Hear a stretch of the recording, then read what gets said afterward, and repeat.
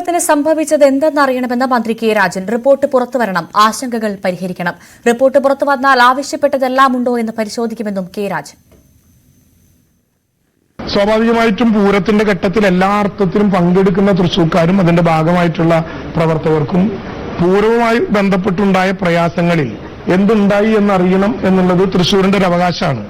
മന്ത്രി എന്ന നിലയിലാണെങ്കിൽ പോലും ആ റിപ്പോർട്ട് പുറത്തു വരണം എന്ന അഭിപ്രായ പ്രകടനം തന്നെയാണ് നേരത്തെ മുതൽ ഈ ആശങ്കയും അതുപോലെ തന്നെ വിവരാവകാശ നിയമപ്രകാരമുള്ള പ്രശ്നങ്ങളും ഒക്കെ ഉയർന്നപ്പോഴും ആ റിപ്പോർട്ട് പുറത്തു വരണം എന്ന നിർബന്ധം തന്നെയാണ് ആ കാര്യത്തിലുണ്ടായത്. ആ നിർബന്ധം തന്നെയാണ് ഇപ്പോഴും ഉള്ളത്.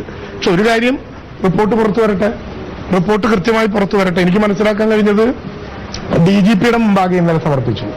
ഇനി ആഭ്യന്തര സെക്രട്ടറി കൂടി കണ്ടിട്ട് വേണം ബഹുമാനപ്പെട്ട മുഖ്യമന്ത്രിയുടെ മുമ്പിലെത്താൻ. മുഖ്യമന്ത്രിയുടെ ഓഫീസ് തന്നെ ഇന്നലെ അദ്ദേഹം പത്രസമ്മേളനത്തിൽ പറഞ്ഞതുപോലെ മുഖ്യമന്ത്രിയുടെ ഓഫീസ് ഇടപെട്ടു. മുഖ്യമന്ത്രി നേരിട്ട് നോട്ട് നൽകി 24-ാം തീയതിക്കകം ആ റിപ്പോർട്ട് ഗവൺമെന്റിന്റെ മുമ്പിലെത്തണം എന്ന് പറഞ്ഞിട്ടുണ്ട്. ആ റിപ്പോർട്ട് എത്തട്ടെ. ആ റിപ്പോർട്ട് എത്തിയതിനു ശേഷവും ഏതെങ്കിലും വിധത്തിലുള്ള ആശങ്കകൾ നമ്മുടെ മുമ്പിൽ ബാക്കിയുണ്ടെങ്കിൽ, ഏതെങ്കിലും തരത്തിലുള്ള സംശയങ്ങൾ നമുക്ക് ബാക്കിയുണ്ടെങ്കിൽ നമുക്ക് അത് ഉന്നയിക്കാനും ഏത് വിധത്തിലാണ് ആശങ്കകൾ പരിഹരിക്കേണ്ടത് എന്ന് പറയാനുമുള്ള അവകാശമുണ്ട്. അത് പറയുക തന്നെ ചെയ്യും, അതിൽ യാതൊരു തർക്കവുമില്ല. അഭിമാനവും അന്തസ്സും പണയപ്പെടുത്തി CPI എന്തിന് ഇടതുമുന്നണിയിൽ നിൽക്കണമെന്ന് കെ സുധാകരൻ. CPI തെറ്റുതിരുത്തി തിരിച്ചു വന്നാൽ സ്വീകരിക്കുന്നത് ആലോചിക്കുമെന്നും കെ സുധാകരൻ.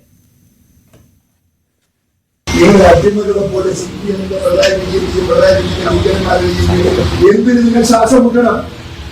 ഇവിടെ രാഷ്ട്രീയ മണ്ഡലങ്ങൾ വേറില്ലേ? ഞങ്ങൾ CPI നിങ്ങൾക്ക് എടുക്കുന്നതിനെ കുറിച്ചൊക്കെ പാർട്ടി അടിയന്തരമായി ചർച്ച ചെയ്യും.